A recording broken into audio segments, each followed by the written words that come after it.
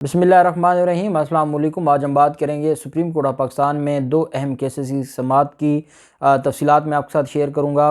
آغا سراج درانی کی درخواست ضمانت پر جو اہم سماعت ہوئی ہے اور چیف جسٹس عمر عطا بندیال صاحب نے جو سخت ریمارکس دیے ہیں اور وہ ریمارکس ہیں آغا سراج درانی کے خلاف نیب کے مضبوط کیس کے حوالے سے۔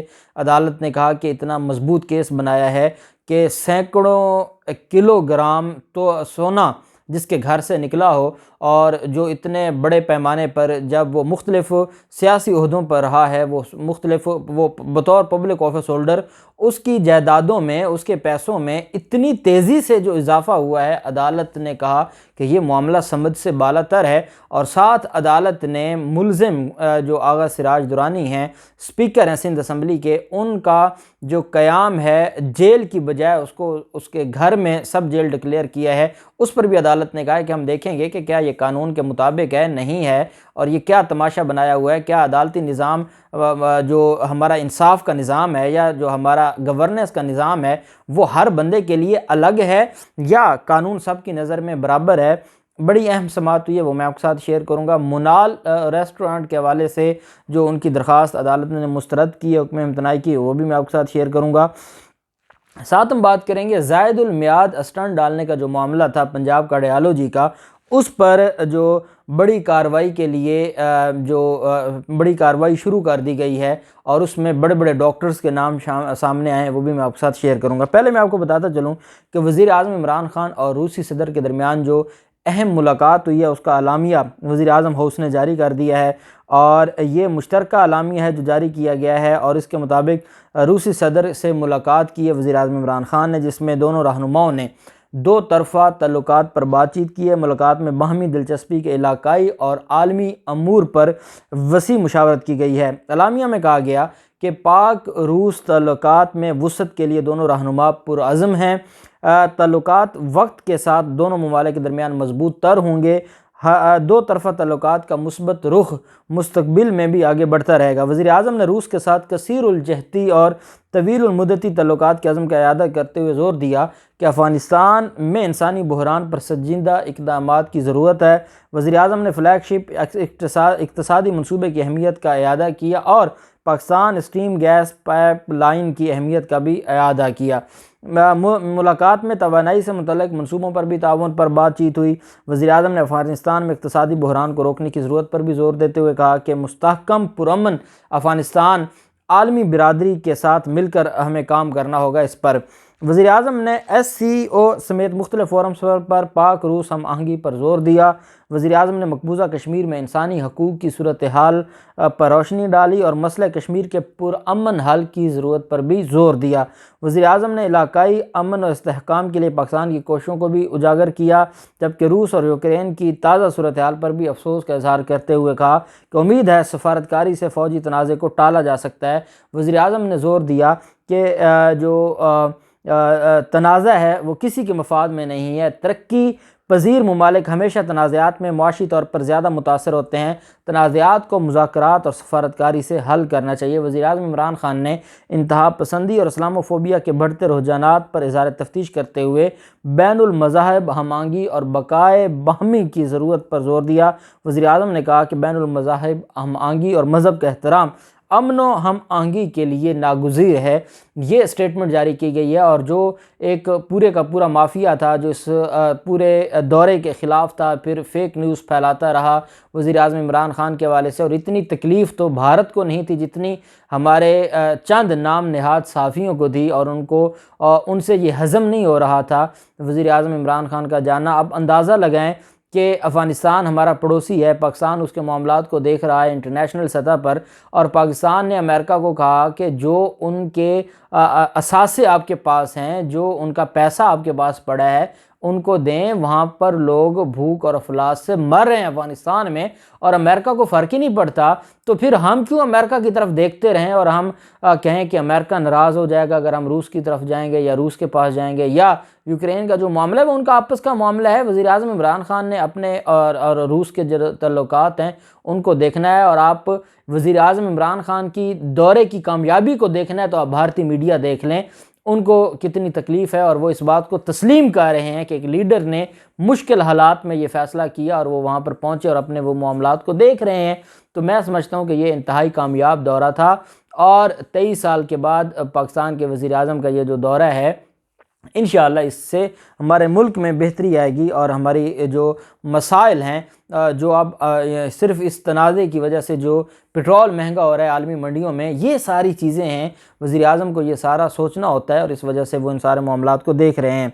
پھر معاملہ آ جاتا ہے زائد المیعاد اسٹنٹس ڈالنے کا جو معاملہ تھا، اس پر جو 21 ڈاکٹرز، 19 نرسز اور 2 فارماسسٹ کو قصوروار قرار دیا گیا ہے۔ پنجاب انسٹیٹیوٹ آف کارڈیالوجی میں جو ایک افسوسناک ایک جو معاملہ سامنے آیا تھا، اور وہ تھا زائد المیعاد اسٹنٹس ڈالنے کا۔ اس پر انکوائری کمیٹی نے 21 ڈاکٹرز کو، 19 نرسز کو اور 2 فارماسسٹ کو قصوروار قرار دیتے ہوئے پیڈ ایکٹ کے تحت کارروائی کی سفارش کر دی ہے۔ پنجاب انسٹیٹیوٹ آف کارڈیالوجی میں مریضوں کو زائد المیعاد اسٹنٹس ڈالنے کا معاملہ سامنے آیا۔ وزیر اعلیٰ پنجاب کی ہدایت پر ایک کمیٹی بنائی گئی۔ انکوائری کمیٹی نے جو رپورٹ ہے اس میں کہا ہے کہ غفلت کے مرتکب افسران میں گریڈ 19 اور 20 کے پروفیسرز بھی شامل ہیں۔ تحقیقاتی کمیٹی کی سفارشات پر وزیر اعلیٰ پنجاب نے پیڈ ایکٹ کے تحت کارروائی شروع کرنے کی منظوری دے دی، اور ذمہ دار تمام افراد کو 14 روز کے اندر اپنے دفاع میں جواب جمع کروانے کی ہدایت کی گئی ہے۔ سیکٹری ہیلتھ پنجاب نے پیڈ ایکٹ کے تحت کارروائی کا نوٹیفیکیشن جاری کر دیا، جس میں کہا گیا ہے کہ جواب جمع نہ کرانے والوں کے خلاف پیڈ ایکٹ کے تحت کارروائی ہوگی۔ شوکاز جاری کر دیا گیا ہے۔ مارچ 2021 سے اپریل 2021 کے دوران یہ 37 ایکسپائر اسٹنٹ ڈالے گئے تھے، اور یہ وہ وقوعہ تھا، وہ کیس تھا جس میں 21 ڈاکٹرز کو قصوروار قرار دیا گیا، اور اس میں 19 اور 20 سکیل کے پروفیسرز بھی شامل ہیں۔ یہ ہے انسانیت اور یہ معاملات ہیں، اور اس پر اب امید کرتے ہیں کہ کارروائی ہوگی اور ان کے خلاف سخت کارروائی کی جائے گی۔ پھر معاملہ آ جاتا ہے منال ریسٹورانٹ کا، اس کو کھولنے کا جو معاملہ ہے اس پر آج سماعت ہوئی ہے۔ سپریم کورٹ میں منال ریسٹورانٹ کی بندش کے خلاف اپیل پر سماعت ہوئی۔ سپریم کورٹ نے جو حکم امتناعی کی استدعا مسترد کر دی، اور عدالت نے کہا کہ ہائی کورٹ کا ابھی تک تفصیلی فیصلہ نہیں آیا۔ جب تک ہائی کورٹ کا تفصیلی فیصلہ نہیں آتا، میں نہیں پتا کہ ہائی کورٹ نے کیا لکھا ہے، تو ہم کیسے اس فیصلے کے خلاف آپ کو سٹے دیں۔ انہوں نے کہا کہ وہ فیصلہ آنے کے بعد ہی کوئی ٹھوس حکم دے سکیں گے۔ اگر 2 ہفتے تک تفصیلی فیصلہ نہ آیا تو مناسب حکم ہم جاری کر دیں گے آپ کی جو سٹے اپلیکیشن ہے اس کے اوپر۔ وکیل منال نے کہا کہ ہائی کورٹ کا مختصر حکم نامہ بھی دستخط کے بغیر ہے۔ Chairman wildlife board Rina Saeed نے کہا کہ ہمارے پاس تحریری حکم موجود ہے۔ عدالت نے مداخلت پر چیئرمین وائلڈ لائف بورڈ کی سرزنش کر دی۔ جسٹس منیب اختر نے ریمارکس دیتے ہوئے کہا کہ محترمہ، آپ کے وکیل عدالت میں موجود ہیں، آپ کیسے عدالت میں تقریر شروع کر سکتی ہیں؟ وکیل منال نے کہا کہ دستخط ہونے تک حکم نامہ میں تبدیلی ہو سکتی ہے، اور اس وجہ سے نہیں کہا جا سکتا کہ یہ حکم نامہ درست ہے یا غلط ہے۔ جسٹس اعجاز الحسن صاحب نے ریمارکس دیتے ہوئے کہا کہ تکنیکی طور پر آپ کی بات درست ہے، اور یہ چیز واقعی بڑی جو ہے اس کے اوپر کچھ کہا نہیں جا سکتا کہ فیصلے میں کیا آئے گا، اور جب تک اسلام آباد ہائی کورٹ کا فیصلہ نہیں آتا ہم آپ کو سٹے آرڈر کیسے دے سکتے ہیں۔ اس وجہ سے 2 ہفتوں میں دیکھ لیتے ہیں، اگر تو تفصیلی حکم نامہ آ گیا تو ٹھیک ہے، نہیں تو ہم آپ کی سٹے کی جو درخواست ہے اس پر کوئی مناسب حکم جاری کر دیں گے۔ پھر درخواست ضمانت پر سماعت ہوئی۔ چیف جسٹس عمر عطا بندیال صاحب کی سربراہی میں 3 رکنی بینچ تھا۔ جسٹس منصور علی شاہ صاحب اور جسٹس عائشہ ملک صاحبہ اس بینچ کا حصہ تھیں۔ اسپیکر سندھ اسمبلی آغا سراج درانی کی درخواست ضمانت پر سماعت ہوئی۔ وکیل نے کہا کہ میرے موکل کی آمدن کا حساب 2007 سے لگانا شروع کیا گیا۔ سراج درانی کے پاس 100 تولہ سونا ہے۔ چیف جسٹس آف پاکستان نے اس کیس کی سماعت کرتے ہوئے ریمارکس دیے کہ اسپیکر سندھ اسمبلی سراج درانی کے خلاف نیب ریفرنس بادی نظر میں کافی مضبوط ہے۔ رکن اسمبلی بننے کے بعد ان کے احساسوں میں بہت تیزی سے اضافہ ہوا۔ ملک کا نظام ایسا ہے جو بااثر افراد کو سہولت دیتا ہے۔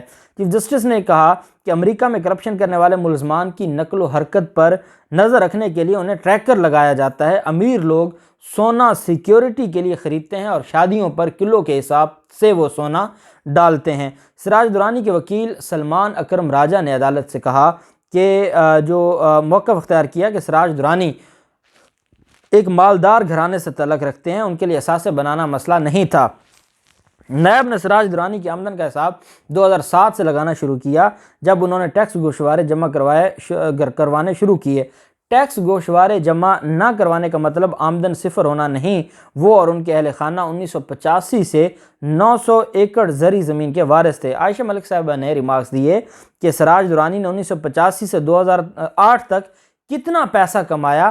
حیران کن بات ہے یہ ہے کہ 2008 تک پیسہ کماتے رہے اور پھر ایک دم خرچ کرنا شروع ہو گئے۔ اگر وہ رقم جمع کرتے رہے تو یہ بھی علم ہوگا کتنا پیسہ جمع کیا انہوں نے۔